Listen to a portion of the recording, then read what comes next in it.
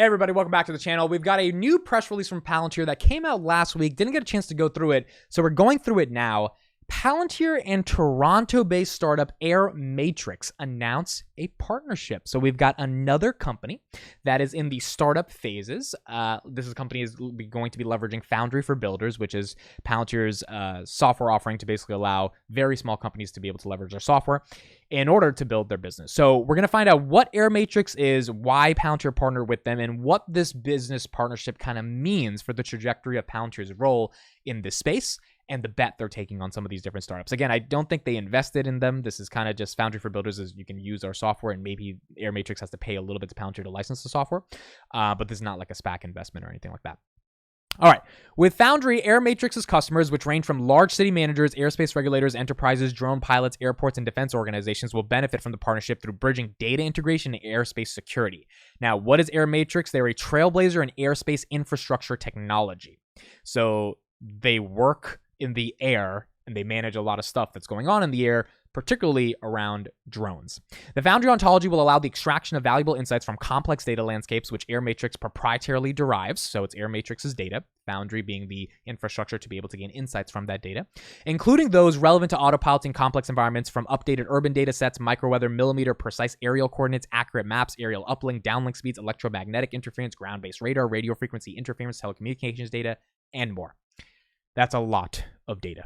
This stitching ultimately provides a comprehensive real-time view of the client's airspace, enabling seamless, secure, and efficient operation of drones and other low-altitude vehicles between 0 to 1,200 feet above ground level. So Air Matrix is essentially software that's helping drone companies be able to operate in the sky. And the quickest example I can think of this is Amazon. Amazon is testing drone delivery so that, same day delivery, if I order a water bottle right now and my Amazon facility from, 5 miles down my house has that water bottle, can they just send a drone and the drone delivers the water bottle to my house? Now, in order for that to happen, well, the drone has to be pretty secure. It has to not clash with other things in the sky. It has to understand the right weather. If it's raining, obviously it can't happen. The drone is autonomous, so it needs to be able to understand all this stuff at scale. It needs to be able to know how to deliver the water bottle without breaking it in the sky. It needs to know how to not drop things so things don't fall on a car or on a human while it's over traffic. Like, there's a lot of data, as we just mentioned, that needs to be understood. And Air Matrix is a company that's trying to solve a lot of these issues. So here's their website. They've got some pretty amazing testimonials. This region has a growing aerospace industry as well as amazing history and communication, so it's great to see Air Matrix commercializing technology for autonomy built and for Waterloo around the Toronto, Canada area. And overall, they're trying to kind of figure out, how do we get into a world in which this Uber, Air, Lilium, eVTOL, Jet, this whole society where things are more now driven through the sky actually makes sense in a comprehensive way. Essentially a platform, a Skywise, for a lot of the stuff that's going on with drones. Bashir Khan, the CEO, says, "We live in a world where drones are inevitable. Our success as an organization is bound in a world where they are used for good, as much as artificial intelligence and humans can possibly help it together."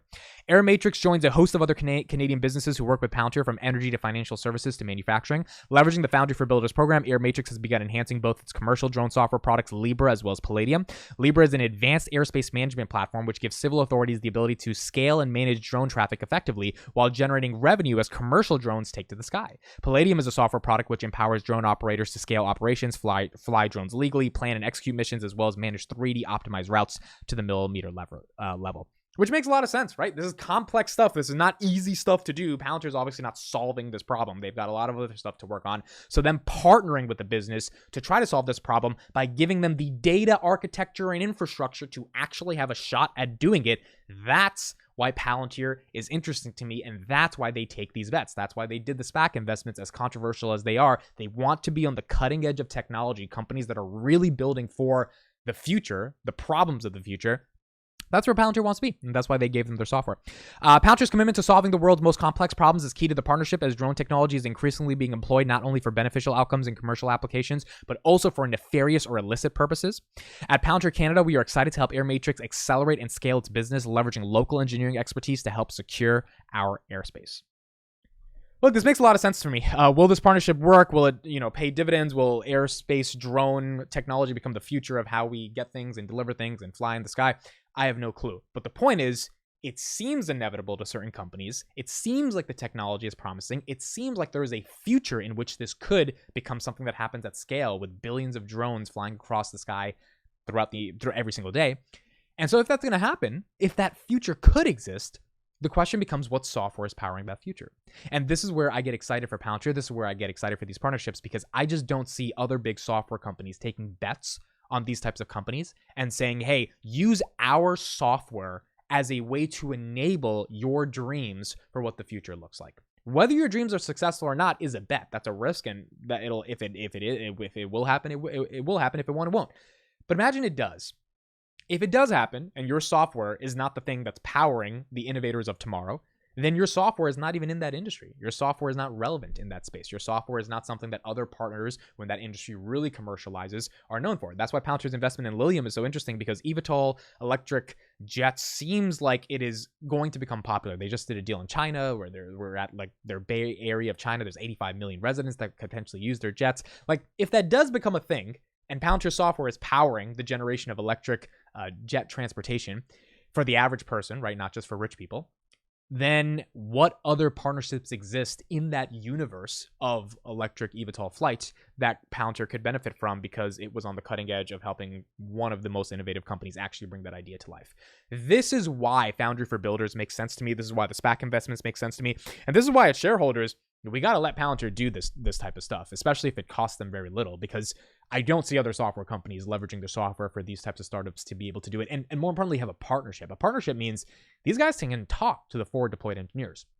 These guys can ask questions. These guys can actually get some custom built software. These guys can actually try to figure out, hey, how can we use you as a partner to be able to leverage what we are doing and commercialize it in a way that helps both of us at scale. The other thing that's really important about this is, again, we see this common trend of this ontology being talked about in terms of deriving insights from data. We named I think 10 or 15 different types of data, weather being one of them, how the drones are flying in the sky, how tall or big, or what are the millimeters of a certain object that the drone is carrying, and then, thousands of more variables. You think of all those variables from a perspective of how they can be synthesized at scale within a piece of software, and then derive insights from it in order for the other piece of software, in this case Air Matrix, to be able to actually deliver value to the clients they're working with. If the back end of what they're doing is on Palantir's ontology, right, Palantir's Foundry, then it just makes you really think hard about how hard it is to be able to synthesize that data. Because if Air Matrix could do that, they would do it. They've got all the proprietary data. This is not Palantir's data. People think Palantir is a company that tries to steal your data. Palantir doesn't give a shit about your data. Like, it's your data. It's proprietary to you. What they are trying to do is offer a software offering that can make sense of all that data. And in order to make sense of all that data, what we've seen from a technical perspective is it's really hard. And if it wasn't that hard, Air Matrix could just do whatever they need to do internally to be able to make sense of that data. If you've got all this data and you still can't make sense of it, and that's where something like a Palantir comes in, that's where the partnership starts to make a lot more sense for a lot of clients that I see in the future that are also trying to do incredibly difficult, hard things. This is not easy. This is not just like, oh, we're going to sell toothpaste. It's like, no. You're trying to deliver toothpaste in the sky via a drone. And in order to do that, if Palantir's on the cutting edge of helping them, then that makes a lot of sense to me. So overall, really good partnership. Makes a lot of sense. And again, Palantir trying to be on the cutting edge of some of these biggest problems and hopefully helping another company in their Foundry for Builders program. Thank you guys so much for listening and watching. Please subscribe to Palantir, dailypalantir.com/subscribe, my email newsletter, and I will see you guys in the next one.